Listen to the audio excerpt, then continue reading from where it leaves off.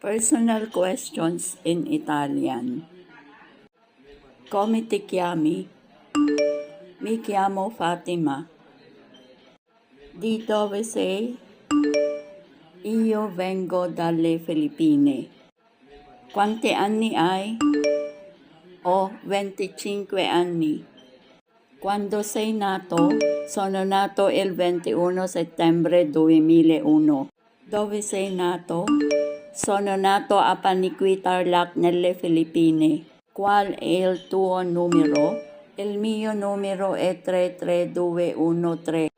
Sei sposato? Sì, sono sposato. Da quanto tempo sei in Italia? Io sono in Italia da un anno. Con chi sei in Italia? Sono con la mia famiglia.